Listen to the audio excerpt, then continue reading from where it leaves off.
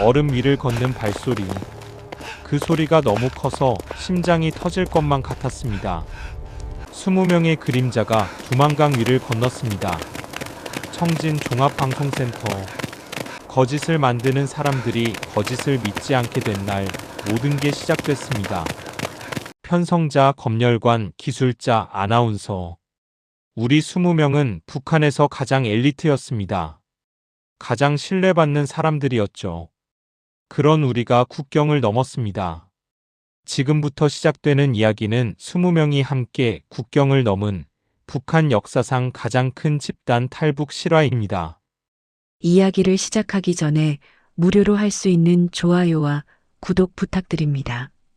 사연 제작에 큰 힘이 됩니다. 선생님들이 살고 계신 지역을 적어주세요. 한 분 한 분 감사 인사드리겠습니다. 청진 종합방송센터는 북한에서 세 번째로 큰 방송국입니다. 나는 여기서 7년째 일하고 있어요. 이름은 철민. 기술팀 부장이죠. 내 일은 간단합니다.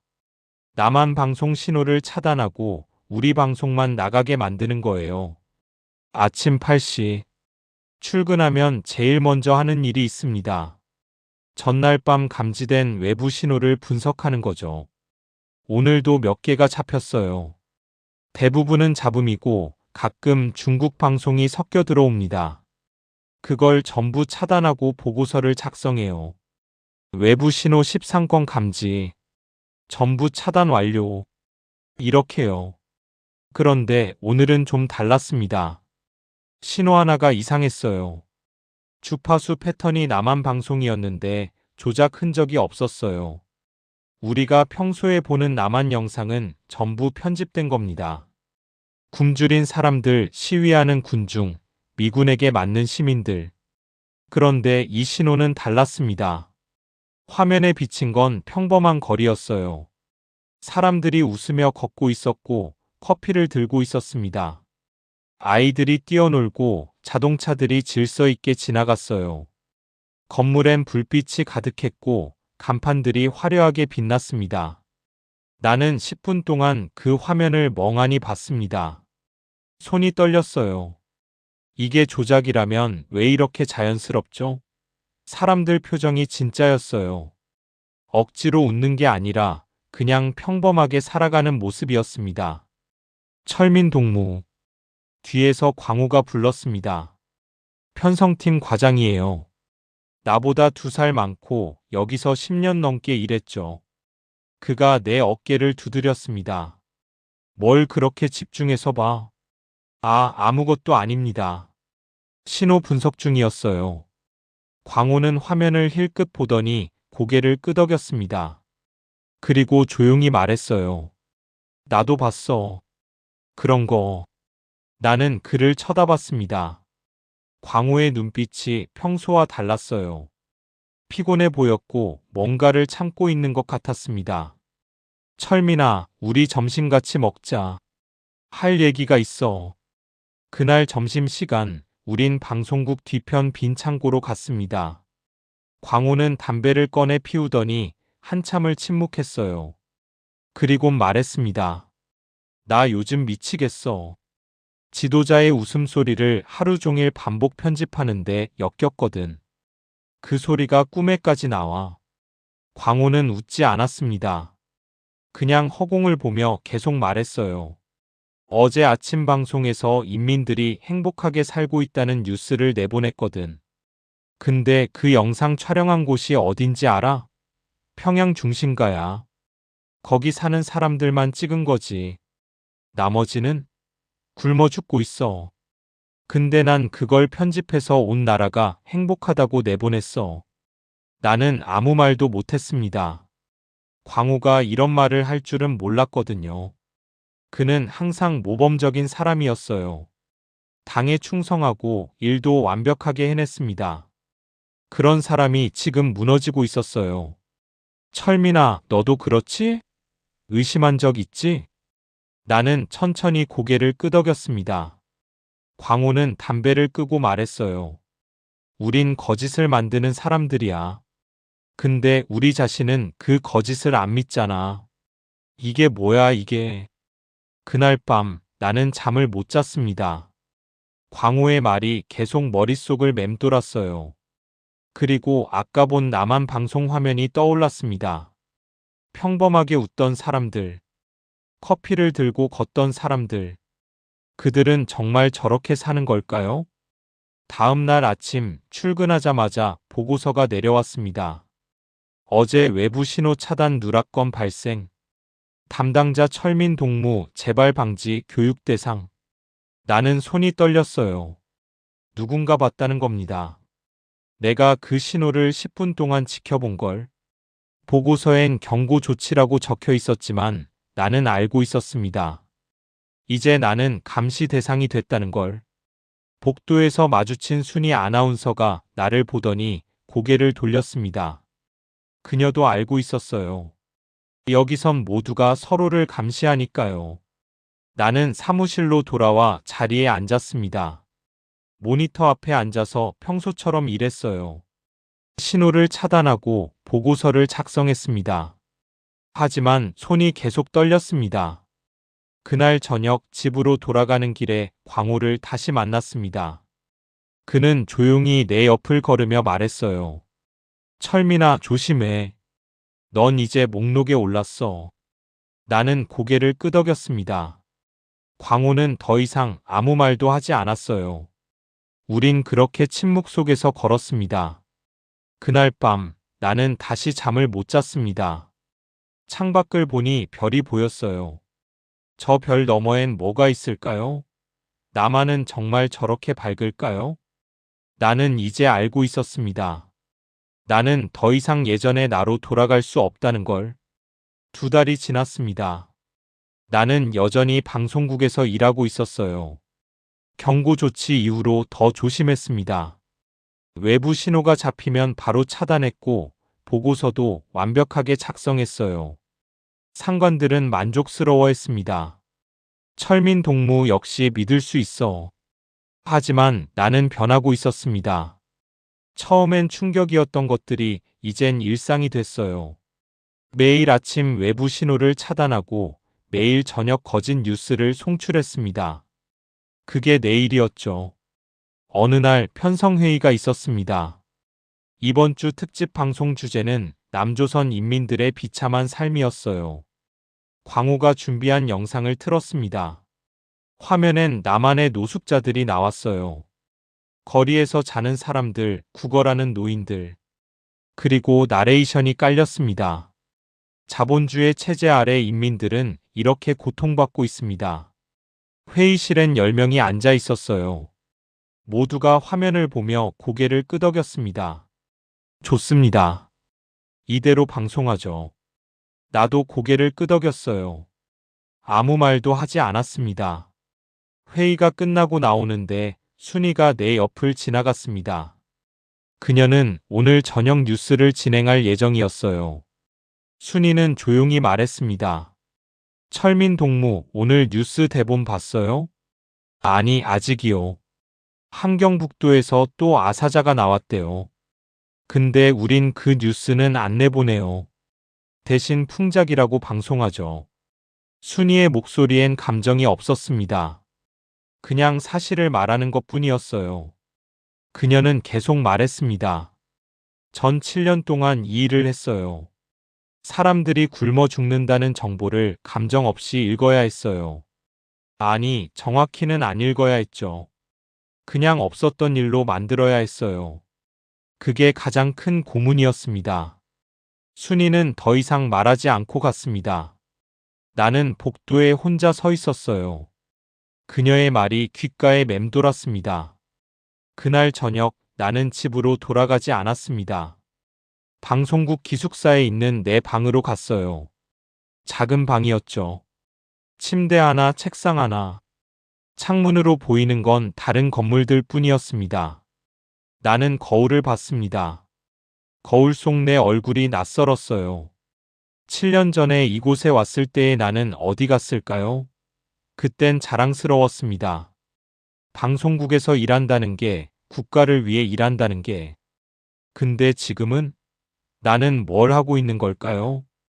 다음 날 아침 광호가 내 사무실로 왔습니다. 그는 문을 닫고 조용히 말했어요. 철민아, 혁철 알지? 보안팀 혁철요? 응. 걔가 어제 나한테 찾아왔어. 할 얘기가 있다고. 나는 긴장했습니다. 혁철은 보안팀에서 10년 넘게 일한 사람이에요. 보위부 출신이죠. 그런 사람이 왜 광호를 찾았을까요? 무슨 얘기요? 광호는 주위를 살피더니 작은 목소리로 말했습니다. 나중에 얘기해 줄게. 지금은 안 돼. 너무 위험해. 광호는 그렇게 말하고 나갔습니다.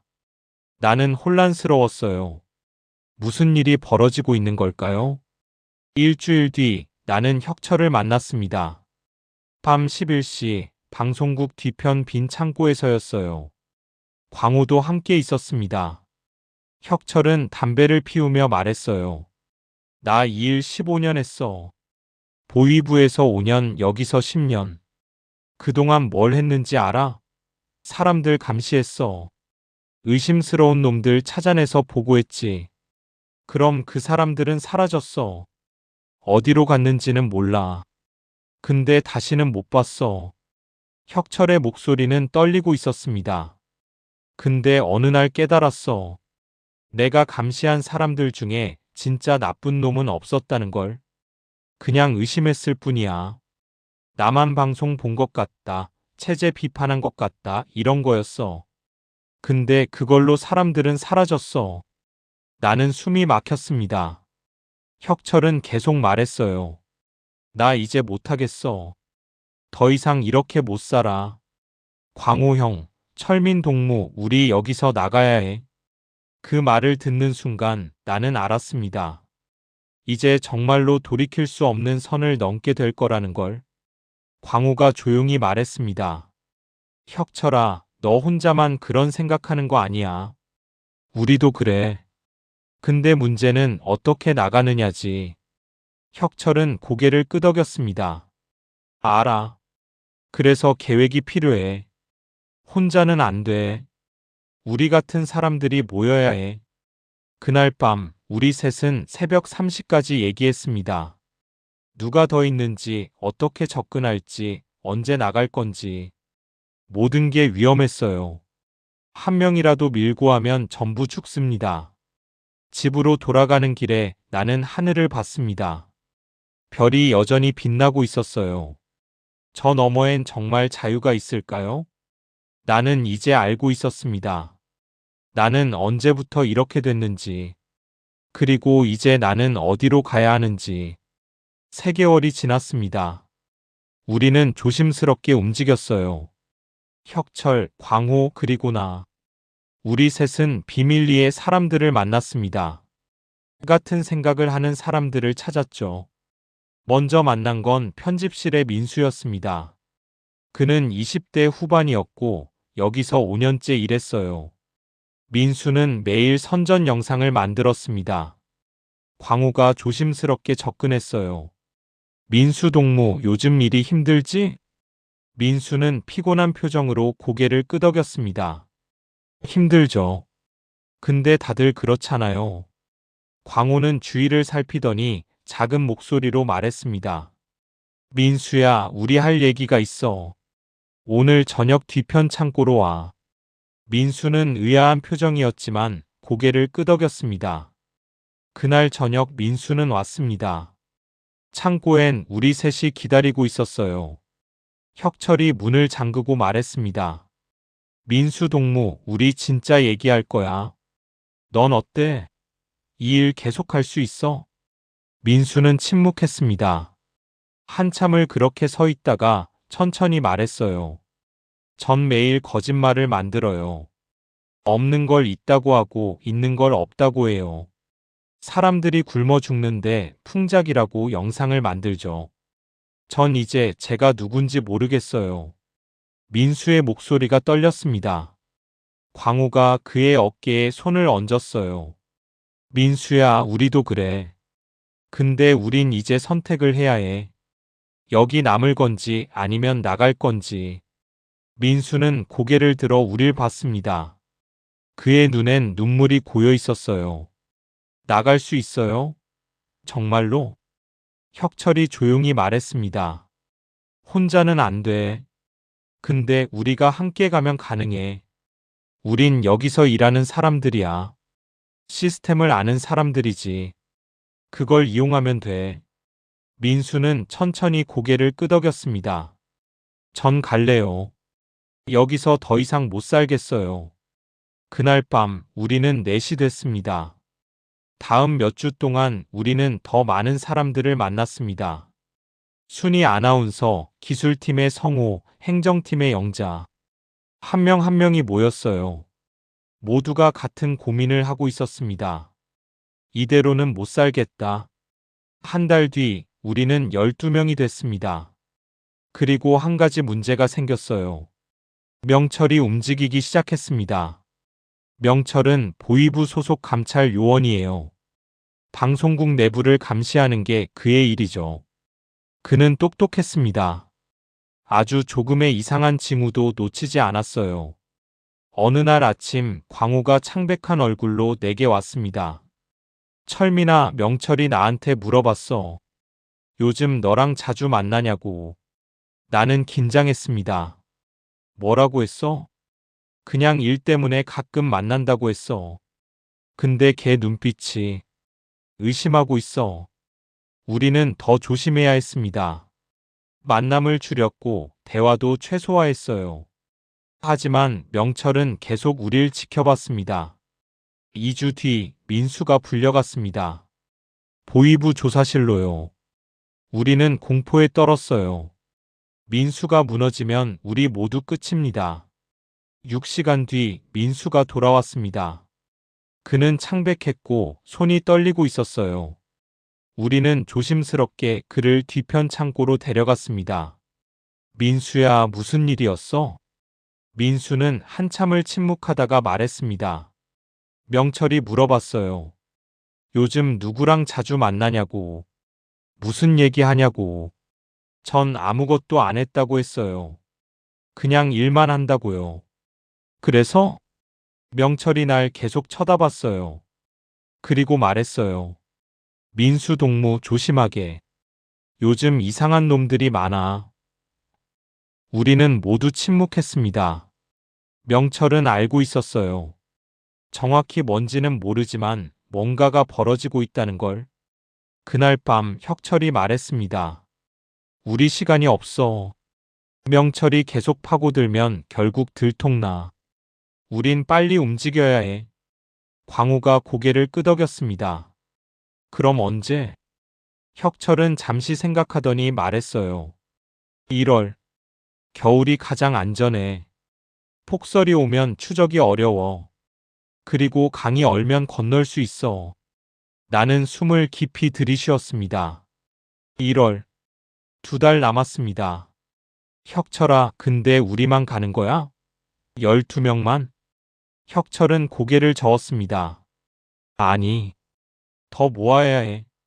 20명쯤 되면 좋겠어. 각자 전문 분야가 있는 사람들로. 기술자, 편성, 행정, 보안. 다 필요해. 광우가 말했습니다. 그럼 우리가 더 움직여야겠네. 조심하면서. 우리는 다시 움직이기 시작했습니다. 더 많은 사람들을 만났어요. 순이는 같은 아나운서 팀의 영희를 데려왔습니다. 성호는 기술팀의 준호를 데려왔어요. 한 명 한 명이 모였습니다. 그리고 11월 말 우리는 20명이 됐습니다. 마지막으로 합류한 사람은 행정팀의 정이었어요. 그녀는 40대 중반이었고 여기서 20년 넘게 일했습니다. 정희는 통행증과 출장증을 만드는 일을 했어요. 그녀가 합류한 건 우리에게 큰 힘이 됐습니다. 12월 첫째 주 우리 20명은 처음으로 한자리에 모였습니다. 밤 11시 폐쇄된 지하 창고에서였어요. 혁철이 앞에 섰습니다. 여러분, 우린 이제 선택을 해야 합니다. 여기 남을 건지 아니면 나갈 건지. 나가려면 목숨을 걸어야 해요. 한 명이라도 실수하면 전부 죽습니다. 그래도 가시겠습니까? 20명 모두가 고개를 끄덕였습니다. 아무도 말하지 않았어요. 하지만 우리 눈빛은 같았습니다. 혁철이 계속 말했습니다. 그럼 우린 1월 21일에 움직입니다. 그날 새벽 1시 청진을 떠나 회령으로 갑니다. 거기서 두만강을 건너요. 중국까지 가면 우린 살 수 있어요. 순이가 조용히 물었습니다. 만약 명철이 알아차리면요? 혁철은 잠시 침묵하다가 말했습니다. 그럼 우린 더 빨리 뛰어야죠. 그날 밤 우리는 각자의 역할을 정했습니다. 정의와 행정팀이 통행증을 위조하고 혁철과 보안팀이 루트를 계획했어요. 광호와 편성팀은 우리 기록을 조작했습니다. 나와 기술팀은 추적 장치를 무력화할 방법을 찾았어요. 모든 게 준비됐습니다. 이제 남은 건 결행뿐이었어요. 12월이 지나갔습니다. 매일 방송국에 출근해서 평소처럼 일했어요. 웃고 인사하고 보고서를 썼습니다. 하지만 우리 마음속엔 같은 생각이 있었죠. 1월 21일, 명철은 여전히 우릴 지켜봤습니다. 어느 날은 복도에서 마주쳤어요. 그가 나를 보며 말했습니다. 철민 동무 요즘 피곤해 보이네. 무슨 일 있어? 아니요, 그냥 일이 좀 많아서요. 명철은 웃었습니다. 하지만 그 웃음은 차가웠어요.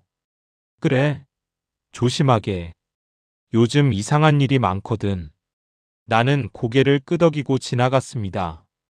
등 뒤에서 명철의 시선이 느껴졌어요. 1월이 왔습니다. 20일 밤, 우리는 마지막으로 만났습니다. 내일이면 모든 게 시작됩니다. 혁철이 말했습니다. 여러분, 내일 새벽 1시입니다. 준비됐죠? 20명 모두가 고개를 끄덕였습니다. 그럼 내일 봅시다. 살아서. 우리는 헤어졌습니다. 나는 기숙사 방으로 돌아와 짐을 챙겼어요. 많이 가져갈 순 없었습니다. 옷 몇 벌, 물, 그리고 작은 사진 한 장. 고향집 사진이었어요. 나는 사진을 보며 생각했습니다. 어머니, 저 곧 갈게요. 자유로운 곳에서 다시 만나요. 밤 12시. 나는 창문을 열고 밖을 봤습니다. 눈이 내리기 시작했어요. 폭설이었습니다. 완벽했습니다. 1월 21일 새벽 1시. 나는 기숙사를 나섰습니다. 복도는 조용했어요. 다들 자고 있었죠. 나는 최대한 소리내지 않으려고 조심했습니다. 계단을 내려가는데 심장이 터질 것 같았어요.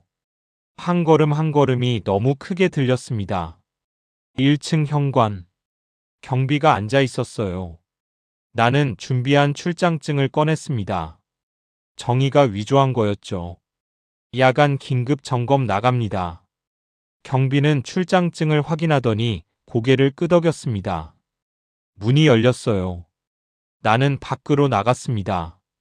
눈이 미친 듯이 내리고 있었어요. 시야가 거의 보이지 않았습니다. 하지만 그게 우리한테는 다행이었죠. 추적하기 어려우니까요.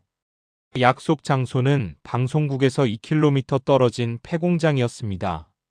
나는 눈을 헤치며 걸었어요. 20분쯤 걸렸을까요? 공장이 보였습니다. 안에 들어가니 이미 몇 명이 와 있었어요. 광호, 혁철, 민수, 순이. 하나둘씩 모이기 시작했습니다. 1시 30분, 20명이 전부 모였어요. 혁철이 조용히 말했습니다. 자, 이제 시작입니다. 회령까지 60km예요. 새벽 5시까지 도착해야 합니다. 흩어져서 가세요. 셋씩 팀을 짜서 움직이고 30분 간격으로 출발합니다. 우리는 계획대로 움직였어요. 나는 광호, 민수와 한 팀이 됐습니다. 우리가 세 번째 팀이었죠. 1시 45분 우리는 출발했습니다. 눈밭을 걸었어요. 발이 빠졌다가 빠져나오기를 반복했습니다. 춥고 힘들고 무서웠어요. 하지만 멈출 수 없었습니다. 3시간을 걸었습니다. 새벽 4시 50분 회령 외곽에 도착했어요. 약속한 집결 장소는 폐탄광 입구였습니다. 어두운 동굴 같은 곳이었죠. 하나둘씩 팀들이 도착했습니다. 첫 번째 팀, 두 번째 팀, 우리, 네 번째 팀, 다섯 번째, 여섯 번째. 그런데 일곱 번째 팀이 안 왔어요. 혁철이 시계를 봤습니다. 5시 15분. 우리는 초조하게 기다렸어요. 5시 30분. 멀리서 사람들이 뛰어오는 게 보였습니다. 일곱 번째 팀이었어요. 순이와 영희, 그리고 성호. 순이가 헐떡이며 말했습니다. 검문소가 있었어요. 우회에서 왔어요. 혁철이 고개를 끄덕였습니다. 괜찮아. 다 왔으면 됐어. 이제 두만강으로 갑니다. 우리는 다시 움직였어요. 하지만 이번엔 더 조심해야 했습니다. 여기서부터는 국경지대였으니까요. 두만강까지는 5km였습니다. 혁철이 앞장서서 걸었어요. 그는 10년간 이 지역을 담당했던 보안 요원이었습니다. 지뢰가 어디 있는지, 순찰대가 언제 오는지, 감시 카메라가 어느 각도로 돌아가는지 전부 알고 있었죠. 우리는 숲을 통과했습니다. 나무들 사이로 바람이 불었어요. 눈이 얼굴을 때렸습니다. 발이 시려서 감각이 없었어요. 이 시간을 걸었습니다. 혁철이 손을 들어 멈추라는 신호를 했어요. 우리는 모두 멈춰 섰습니다. 앞쪽에 순찰대가 보였어요. 3명이었습니다. 랜턴을 들고 걷고 있었죠. 우리는 나무 뒤에 숨었습니다. 숨도 쉬지 않았어요. 순찰대가 지나갔습니다. 10분쯤 걸렸을까요? 혁철이 다시 신호를 보냈어요. 우리는 조심스럽게 앞으로 나아갔습니다. 새벽 7시. 두만강이 보였습니다. 강은 얼어 있었어요. 하얗게 눈이 덮여 있었습니다. 하지만 얼음 밑에서 물소리가 들렸어요.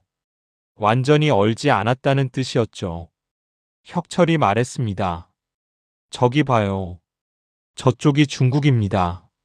500m만 가면 돼요. 500m. 그게 전부였습니다. 그 거리만 가면 우리는 살 수 있었어요. 하지만 그 순간이었습니다. 뒤에서 목소리가 들렸어요. 거기서. 우리는 돌아봤습니다. 명철이 서 있었어요. 그 옆에 순찰대가 5명 더 있었습니다. 명철은 우리를 보며 말했습니다. 철민, 광호, 혁철. 너희들인 줄 알았어. 20명이나 되는구나. 나는 숨이 막혔습니다. 명철은 알고 있었어요. 처음부터요. 광호가 말했습니다. 명철 동무, 우릴 그냥 보내줘요. 우린 그냥 살고 싶을 뿐이에요. 명철은 웃었습니다. 차갑게요. 살고 싶다고? 여기가 너희 나라야. 어딜 가겠다는 거야? 혁철이 앞으로 나섰습니다. 명철, 너도 알잖아. 이게 다 거짓이라는 거. 우린 그냥 인형이었어. 시키는 대로 움직이는. 명철의 표정이 굳었습니다. 닥쳐. 너희가 뭘 안다고 그래? 너희가 여길 떠나면 남은 사람들은 어떻게 돼? 너희 가족들은? 그 말에 우리는 침묵했습니다. 명철 말이 맞았어요. 우리가 탈출하면 우리 가족들은 처벌받을 겁니다. 순이가 울먹이며 말했습니다. 우린 그냥 행복하고 싶어요.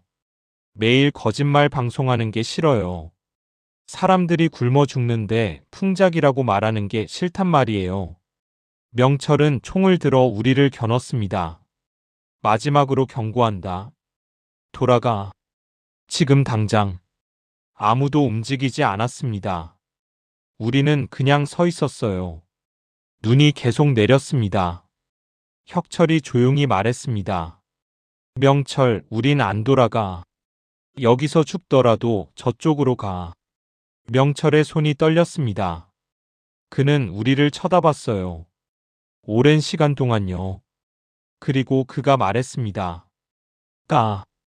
뭐, 내가 마음 바꾸기 전에 우리는 믿을 수 없었어요. 명철이 총을 내렸습니다. 그리고 뒤에 있던 순찰 대원들에게 말했어요. 우린 아무것도 못 봤어. 알겠나? 순찰 대원들은 잠시 망설이더니 고개를 끄덕였습니다. 명철이 우리를 보며 말했습니다. 빨리 가. 10분 뒤에 다른 순찰대 온다. 혁철이 명철에게 고개를 숙였습니다. 고맙습니다. 명철은 아무 말도 하지 않았어요. 그냥 돌아섰습니다. 우리는 두만강으로 뛰기 시작했습니다. 20명이 얼음 위로 달렸어요. 얼음이 발밑에서 삐걱거렸습니다. 한 발 한 발 내디딜 때마다 깨질 것 같았어요. 나는 앞만 보고 뛰었습니다. 뒤돌아보면 안 됐어요. 뒤돌아보면 멈출 것 같았으니까요. 100m, 200m, 강 한가운데쯤 왔을 때였습니다. 순이의 비명이 들렸어요. 으악! 나는 뒤를 돌아봤습니다. 순이가 넘어져 있었어요. 그녀 발밑 얼음에 금이 가 있었습니다. 찍 하는 소리가 계속 났어요. 혁철이 소리쳤습니다. 아무도 움직이지 마. 가만히 있어. 우리는 모두 멈춰 섰습니다. 숨도 쉬지 않았어요. 순이는 그 자리에 얼어붙어 있었습니다. 울고 있었어요. 혁철이 천천히 순이에게 다가갔습니다. 무게를 분산시키면서 조심스럽게요. 그는 순이의 손을 잡았습니다. 괜찮아. 내가 잡았어. 천천히 일어나. 순이가 천천히 일어났어요. 얼음이 또 찍 소리를 냈습니다. 하지만 깨지진 않았어요. 혁철이 순이를 데리고 천천히 걸었습니다. 우리도 다시 움직이기 시작했어요. 더 조심하면서요. 300m, 400m, 거의 다 왔습니다. 그런데 뒤에서 소리가 들렸어요. 총성이었습니다. 나는 뒤를 돌아봤습니다. 명철이 아닌 다른 순찰대였어요. 5명이 강둑에 서 있었습니다. 그들이 총을 쏘고 있었어요. 뛰어! 우리는 미친 듯이 뛰었습니다. 총알이 얼음에 박혔어요. 탕탕탕 소리가 귓가를 울렸습니다. 민수가 소리쳤습니다. 거의 다 왔어. 조금만 더. 450m, 480m. 중국 땅이 눈앞에 있었어요. 마지막 힘을 다해 뛰었습니다. 그리고 마침내 우리는 강을 건넜어요. 중국이었습니다. 20명 모두가 바닥에 주저앉았습니다. 울고 웃고 헐떡였어요. 우리는 살았습니다. 하지만 기쁨은 오래가지 않았어요. 광우가 말했습니다. 우린 아직 안전하지 않아. 여긴 중국이야. 중국 공안한테 잡히면 북한으로 송환돼. 혁철이 고개를 끄덕였습니다. 맞아. 우린 지금부터 태국까지 가야 해. 거기까지 가면 한국 대사관이 우릴 보호해줘. 태국? 거기가 얼마나 먼데요? 3000km 넘어. 우리는 침묵했습니다. 3000km. 그 거리를 어떻게 가죠? 혁철이 계속 말했습니다. 우린 조선족 마을을 거쳐서 가야 해. 거기서 도움을 받을 수 있어. 그리고 라오스를 지나 태국으로 가는 거야. 그럼 브로커가 필요하지 않아요? 그래. 정의 동무가 미리 연락했어. 브로커 2명이 내일 오기로 했어. 우리는 근처 산속으로 숨었습니다. 버려진 헛간이 하나 있었어요. 거긴 추웠지만 비바람은 막아줬습니다. 그날 밤 우리는 서로 끌어안고 잤어요. 추워서 무서워서 그리고 안심이 돼서요. 다음 날 아침 브로커 2명이 왔습니다. 한 명은 40대 남자였고 다른 한 명은 30대 여자였어요. 남자가 말했습니다. 20명이라고 들었는데 정말 20명이네. 미쳤어, 정말. 이렇게 많은 사람 한 번에 데려가는 건 처음이야. 할 수 있어요? 돈만 있으면 돼. 한 명당 $1000. 20명이면 2만 달러지. 우리는 침묵했습니다. 2만 달러. 그 돈이 어디 있겠어요? 정의가 나섰습니다. 우린 돈이 없어요. 한국 가면 갚을게요. 브로커 남자가 웃었습니다. 한국 가면? 거기까지 어떻게 갈 건데? 우리 없이? 그럼 어떻게 해야 하는데요? 브로커가 우리를 훑어봤습니다. 좋아. 특별히 반만 받을게. 10,000달러. 근데 중간에 문제 생기면 너희 책임이야. 우리는 서로를 봤습니다. 선택의 여지가 없었어요. 좋아요. 브로커들은 우리를 트럭에 태웠습니다. 화물칸 아니었어요. 20명이 빽빽하게 들어갔습니다. 숨쉬기도 힘들었어요. 트럭이 출발했습니다. 어디로 가는지 알 수 없었어요. 그냥 흔들리고 덜컹거렸습니다. 6시간쯤 갔을까요? 트럭이 멈췄습니다. 문이 열렸어요. 브로커 남자가 말했습니다. 내려. 여기서부터는 걸어야 돼. 우리는 내렸습니다. 산속이었어요. 길도 없었습니다. 왜 여기서 걸어요? 검문소 피하려면 산으로 가야지. 길로 가면 바로 잡혀. 우리는 산을 올랐습니다. 10시간을 걸었어요. 발이 부르텄고 다리가 후들거렸습니다.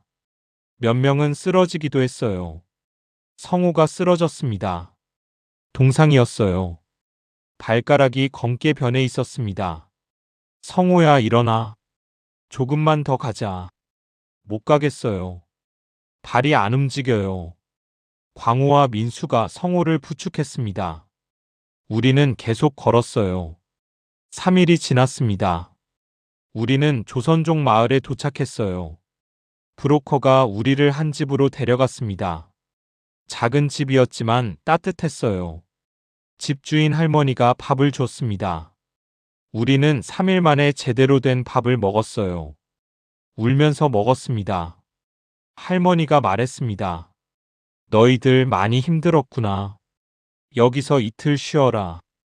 그 다음에 다시 떠나야 해. 우리는 그 집에서 이틀을 쉬었습니다. 상처를 치료하고 옷을 갈아입고 잠을 잤어요. 이틀 뒤 브로커가 왔습니다. 이제 출발해야 돼. 라오스까지 가야 해. 우리는 다시 길을 떠났습니다. 하지만 이번엔 차를 탔어요. 버스였습니다. 20명이 관광객인 척했죠. 2주가 지났습니다.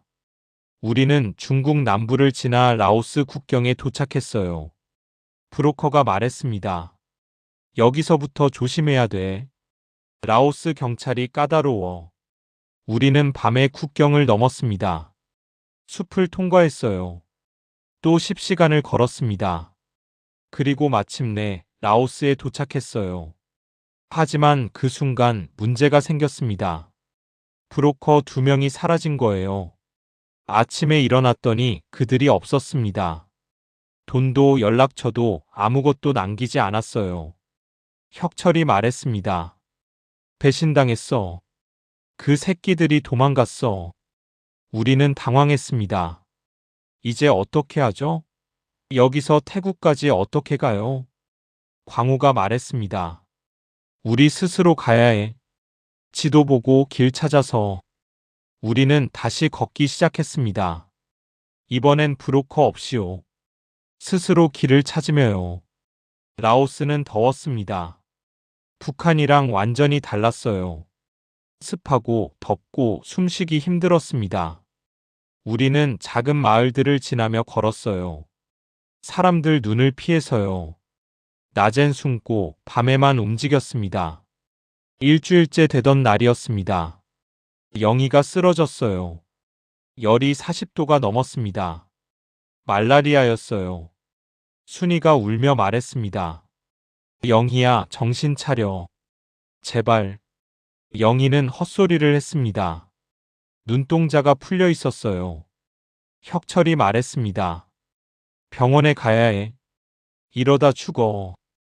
근데 병원 가면 신분증 확인하잖아요. 우린 불법 체류자예요. 그래도 가야 해. 안 그러면 죽는다고. 우리는 영희를 업고 가장 가까운 마을로 갔습니다. 작은 병원이 하나 있었어요. 의사는 우리를 보더니 의아한 표정을 지었습니다. 하지만 영희를 보고는 바로 치료했어요. 주사를 놓고 약을 줬습니다. 3일 입원해야 합니다. 돈이 없는데요. 의사는 한숨을 쉬었습니다. 일단 치료부터 하죠. 돈은 나중에 생각해요. 우리는 감사했습니다. 영희는 병원에 입원했고 우리는 병원 근처에서 대기했어요. 3일 뒤 영희가 깨어났습니다. 열이 내렸어요. 의사가 말했습니다. 이제 괜찮아요. 약만 계속 먹으면 돼요. 우리는 병원비를 어떻게든 마련해야 했습니다. 광호와 혁철이 마을에서 일거리를 찾았어요. 공사장이었습니다. 일주일 동안 일했어요. 돈을 벌어서 병원비를 냈습니다. 그리고 우리는 다시 길을 떠났어요. 하지만 영희는 여전히 약했습니다. 걷기 힘들어했어요. 우리는 번갈아 가며 그녀를 업고 걸었습니다. 2주가 더 지났습니다. 우리는 태국 국경 근처에 도착했어요. 거의 다 왔습니다. 하지만 마지막 관문이 남아 있었어요. 국경을 넘는 거였습니다. 혁철이 말했습니다. 여기서 조심해야 해. 태국 경찰이 순찰 돌아. 잡히면 추방당해. 우리는 밤을 기다렸습니다. 자정이 되자 우리는 움직이기 시작했어요. 국경선은 철조망이었습니다. 높이가 3미터쯤 됐어요. 혁철이 철조망을 끊었습니다. 그가 가져온 펜치로요. 하나씩 넘어가. 소리 내지 마. 한 명씩 넘기 시작했습니다. 철민, 광호, 민수, 순이. 한 명 한 명이 조심스럽게 넘었어요. 15번째였을 때였습니다. 랜턴 불빛이 보였어요. 순찰되었습니다. 혁철이 속삭였습니다. 숨어. 움직이지 마. 우리는 나무 뒤에 숨었습니다. 순찰대가 지나갔어요. 심장이 터질 것 같았습니다. 10분 뒤 순찰대가 사라졌습니다. 우리는 다시 철조망을 넘기 시작했어요. 그리고 마침내 20명 모두가 넘었습니다. 태국이었습니다. 우리는 바닥에 주저앉아 울었습니다. 웃고 울고 서로를 껴안았어요. 우리는 해냈습니다. 다음 날 아침 우리는 가장 가까운 경찰서로 갔습니다. 우린 북한에서 왔어요. 한국으로 가고 싶어요. 경찰은 우리를 보더니 고개를 끄덕였습니다. 전화를 걸었어요. 한국 대사관이었습니다. 3일 뒤 대사관 직원이 왔습니다. 그가 말했습니다. 여러분 수고 많으셨습니다. 이제 안전해요. 한국으로 가시면 됩니다. 우리는 또 울었습니다. 이번엔 안도의 눈물이었어요. 방콕 한국 대사관. 우리는 그곳에서 일주일을 보냈습니다. 매일 인터뷰를 했어요.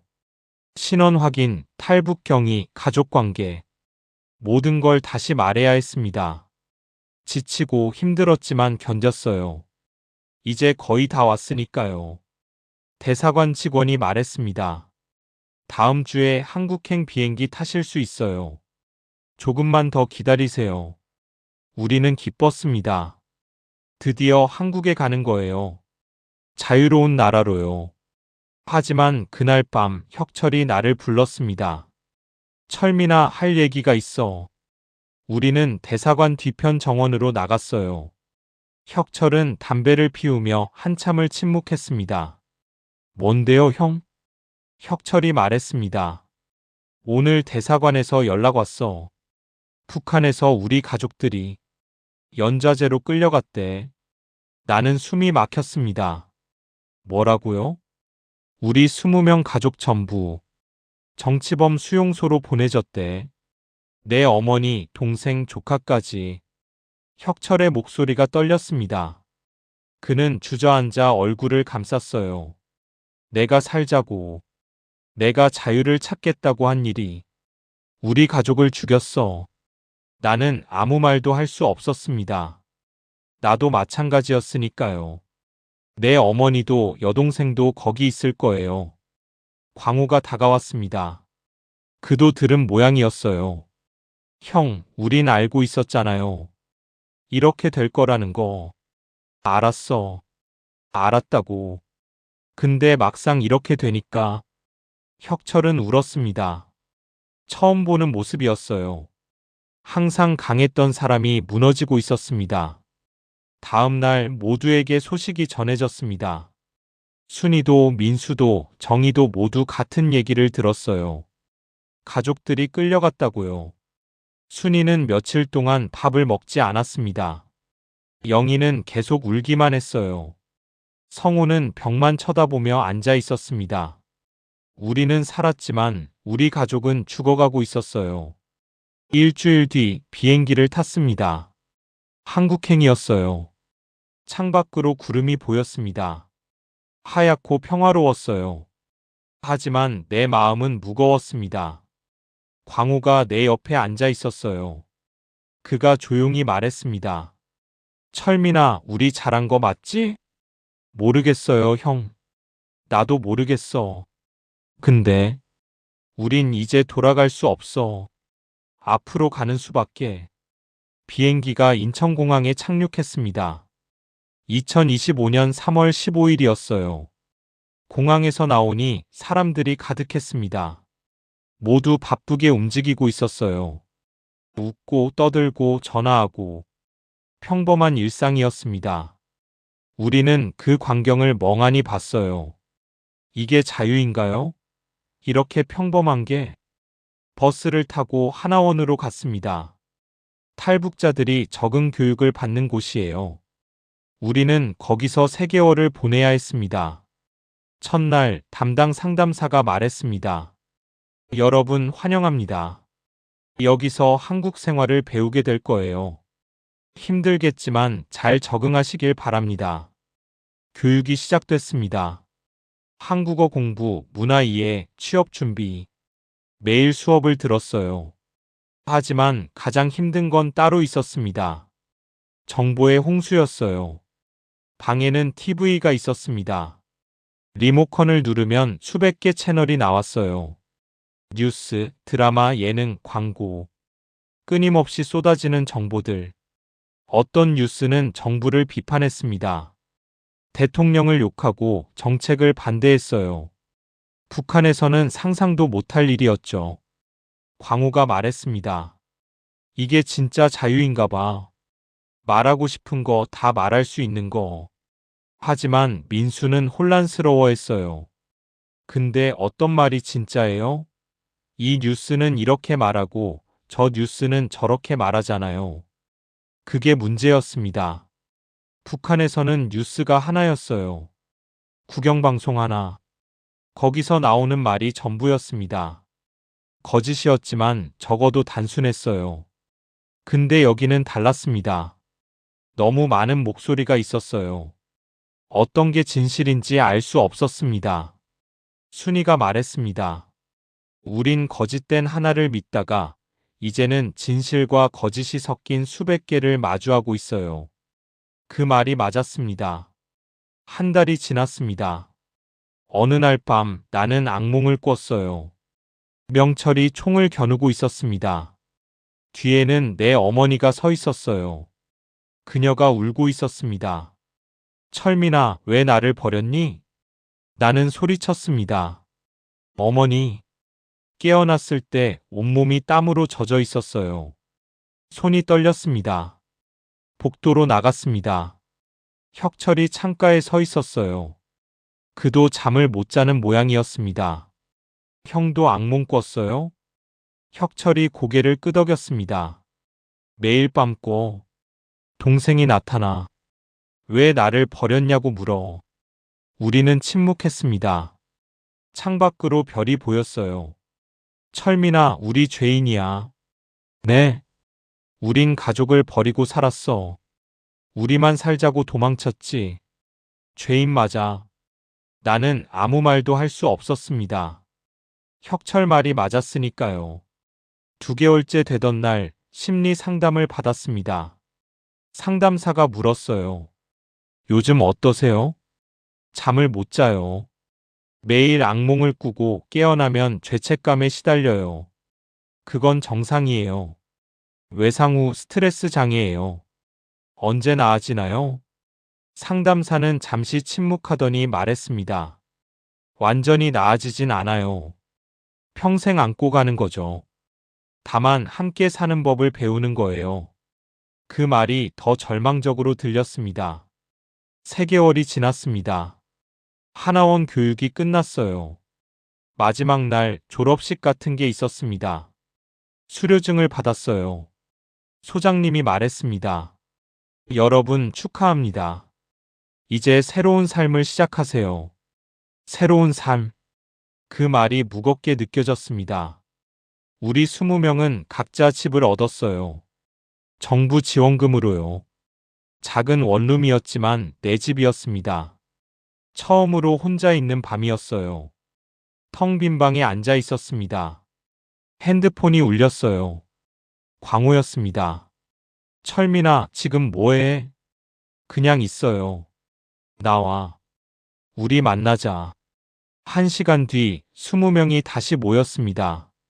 근처 작은 술집에서였어요. 혁철이 소주를 따르며 말했습니다. 우리 뭐하고 살지? 아무도 대답하지 않았습니다. 광호가 말했습니다. 전 공장에 취직했어요. 내일부터 출근해요.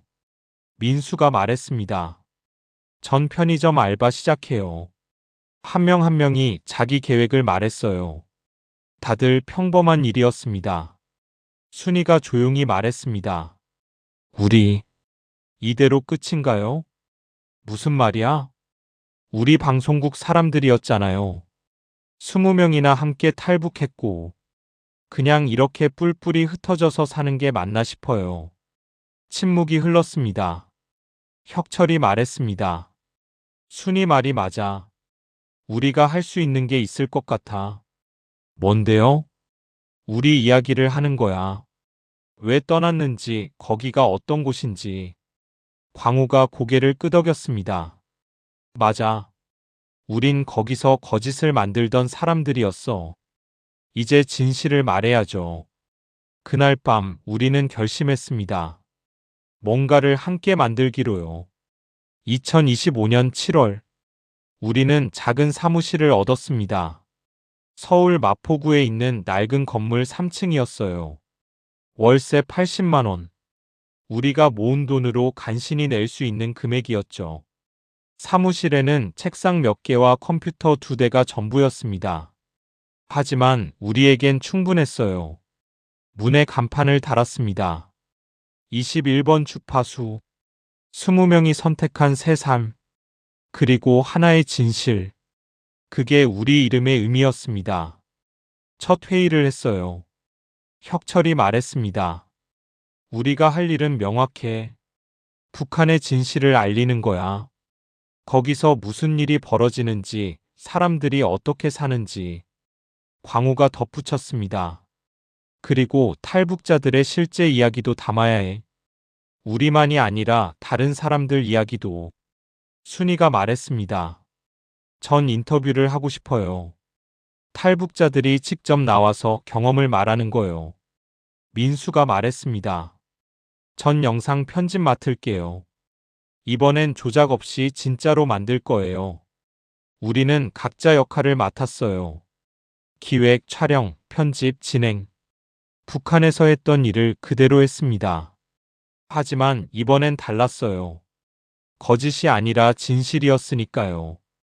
첫 번째 영상을 만들었습니다. 제목은 우리는 왜 떠났는가였어요. 20명이 돌아가며 카메라 앞에 섰습니다. 각자의 이야기를 했어요. 혁철이 말했습니다. 전 보위부에서 일했습니다. 사람들을 감시하고 의심스러운 사람을 보고했죠. 그 사람들은 사라졌어요. 전 그게 당연하다고 믿었습니다. 근데 어느 날 깨달았어요. 내가 잘못하고 있다는 걸. 광우가 말했습니다. 전 매일 선전 방송을 만들었어요. 지도자를 찬양하고 체제를 미화했죠. 근데 제 눈에 보이는 건 굶주림과 억압뿐이었어요. 전 거짓말쟁이였습니다. 순이가 말했습니다. 전 아나운서였어요. 사람들이 죽어가는데 행복하다고 말해야 했어요. 그게 가장 큰 고문이었습니다. 한 명 한 명의 증언이 이어졌습니다. 30분짜리 영상이 완성됐어요. 유튜브에 올렸습니다. 조회수는 처음엔 100명도 안 됐어요. 하지만 천천히 늘기 시작했습니다. 일주일 뒤 조회수가 10,000명을 넘었습니다. 댓글이 달리기 시작했어요. 이런 이야기는 처음 들어봅니다. 용기 내주셔서 감사합니다. 진실을 알려주셔서 고맙습니다. 우리는 울었습니다. 누군가 우리 이야기를 들어주고 있었어요. 하지만 모든 반응이 긍정적인 건 아니었습니다. 어떤 댓글은 칼날 같았어요. 가족을 버리고 도망친 배신자들. 나만 돈 벌려고 거짓말하는 거 아니냐? 너희 때문에 너희 가족들이 죽어가는데 부끄럽지도 않나? 그 댓글을 보는 순간 나는 숨이 막혔습니다. 순이가 울고 있었어요. 민수는 떨고 있었습니다. 혁철이 말했습니다. 맞는 말이야. 우린 배신자 맞아. 가족을 버렸어. 광우가 말했습니다. 근데 우리가 할 수 있는 게 뭐야? 돌아가면 죽어. 여기 있으면 가족이 죽고. 그럼 우린 뭐 하는 거야? 이 영상 만드는 게 무슨 의미가 있어? 침묵이 흘렀습니다. 정희가 조용히 말했습니다. 의미는 있어요. 적어도 누군가는 알게 되잖아요. 거기서 무슨 일이 벌어지는지. 그래서 그게 우리 가족을 살릴 수 있어? 못 살려요. 근데 기억은 하게 만들 수 있어요. 우리는 다시 침묵했습니다. 8월이 됐습니다. 두 번째 영상을 올렸어요. 이번엔 다른 탈북자들을 인터뷰했습니다. 함경도에서 온 50대 아주머니였어요. 제 아들은 굶어 죽었어요. 8살이었죠. 정부는 식량을 주지 않았어요. 그녀는 울었습니다. 카메라 앞에서요. 전 아들을 살리지 못했어요. 엄마로서 실패했죠. 근데 그게 제 잘못인가요? 나라가 굶겼는데? 영상을 올렸습니다. 조회수가 빠르게 올라갔어요. 9월이 됐습니다.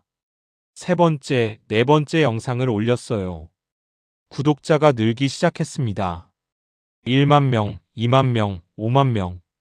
어느 날 한 방송국에서 연락이 왔어요. 인터뷰 요청 드립니다. 우리는 방송에 나갔습니다. 10월이었어요. 진행자가 물었습니다. 20명이나 함께 탈북하셨다고요? 혁철이 대답했습니다. 네. 우린 청진 종합방송센터에서 일했어요. 거기서 거짓 방송을 만들던 사람들이죠. 왜 떠나셨어요? 더 이상 거짓말을 하고 싶지 않았어요. 방송이 나간 뒤 우리는 유명해졌습니다. 길에서 사람들이 알아봤어요. 어떤 사람은 응원했고 어떤 사람은 욕했습니다. 배신자들, 가족 버린 놈들, 너희가 무슨 진실을 말해? 11월이 됐습니다. 날씨가 추워졌어요. 어느 날 밤 사무실에서 20명이 모였습니다. 광우가 말했습니다.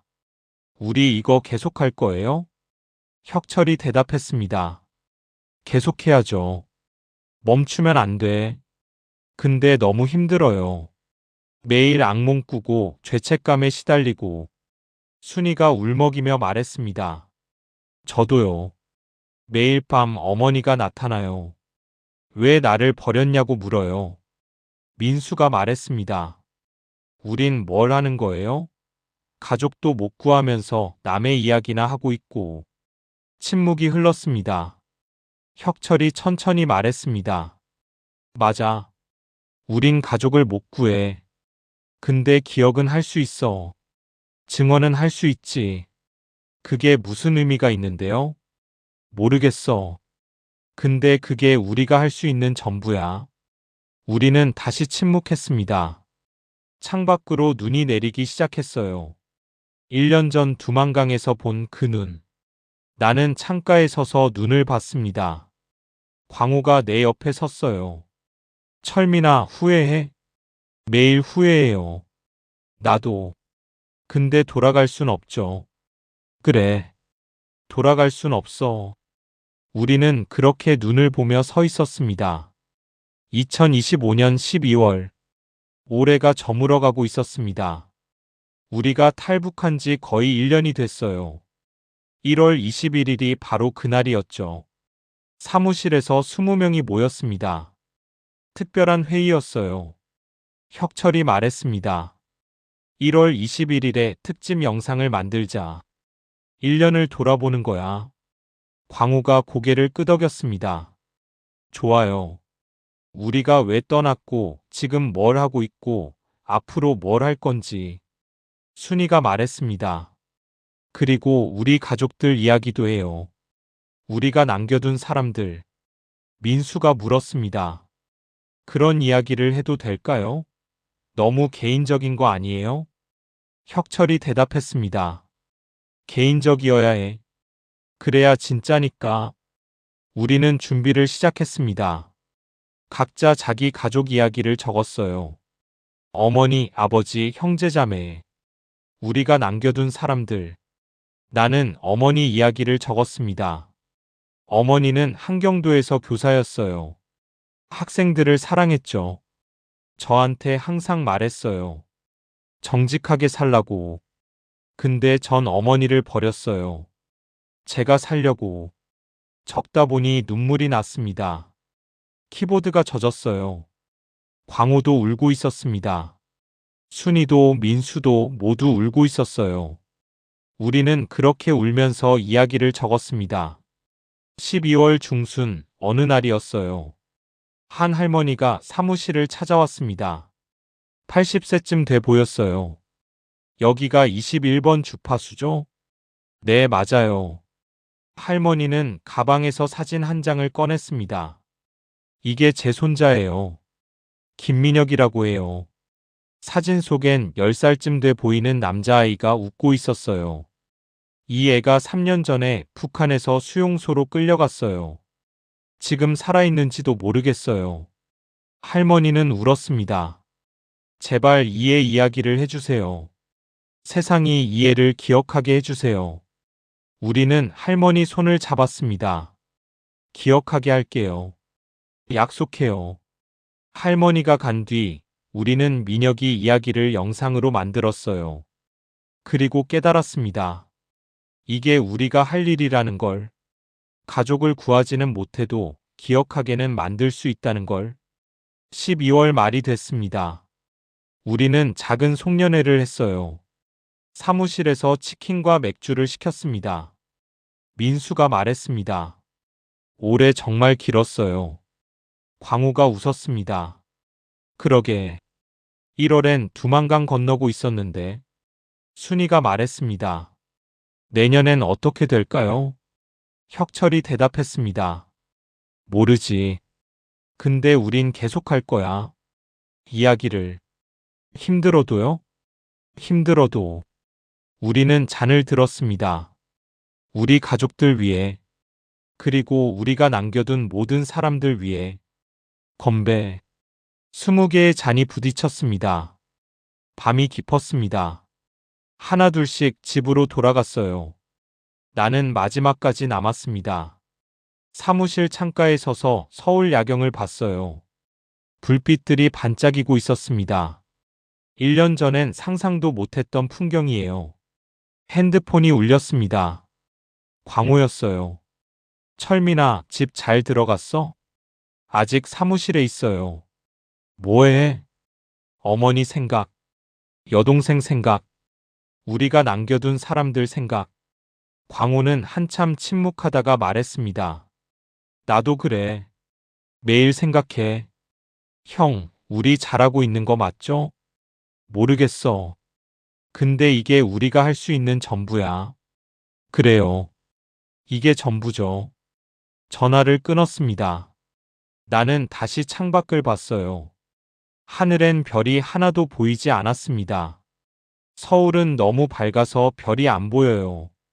1년 전 두만강에선 별이 쏟아질 것처럼 많았는데요. 나는 그날 밤을 떠올렸습니다. 얼음 위를 걷던 순간, 총소리, 명철의 목소리, 그리고 명철이 했던 마지막 말, 어서, 내가 마음 바꾸기 전에. 명철도 지금 어디선가 살고 있을까요? 아니면 우리를 보내준 죄로 처벌받았을까요? 나는 알 수 없었습니다. 집으로 돌아왔습니다. 작은 원룸이었어요. 침대에 누워 천장을 봤습니다.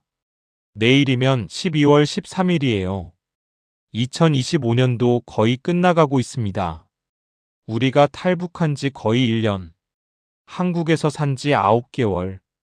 21번 주파수를 시작한 지 5개월. 많은 일이 있었어요. 너무 많은 일이. 나는 눈을 감았습니다. 어머니가 보였어요. 여동생이 보였습니다. 미안해요. 나는 중얼거렸습니다. 정말 미안해요. 근데 전 살고 싶었어요. 자유롭고 싶었어요. 눈물이 흘렀습니다. 전 용서받을 수 없다는 거 알아요. 근데 기억은 할게요. 평생 잊지 않을게요. 밖에서 눈이 내리고 있었습니다. 조용히 하얗게. 나는 그 눈을 보며 생각했습니다. 우리는 이제 자유예요. 말하고 쓰고 증언할 수 있는 자유. 하지만 그 자유는 무거웠습니다. 남겨둔 사람들의 무게만큼. 그래도 우리는 계속할 겁니다. 이야기를, 증언을, 기억을. 그게 우리가 할 수 있는 전부니까요. 21번 주파수. 우리의 목소리는 계속될 겁니다. 무겁지만 진실하게. 슬프지만 정직하게.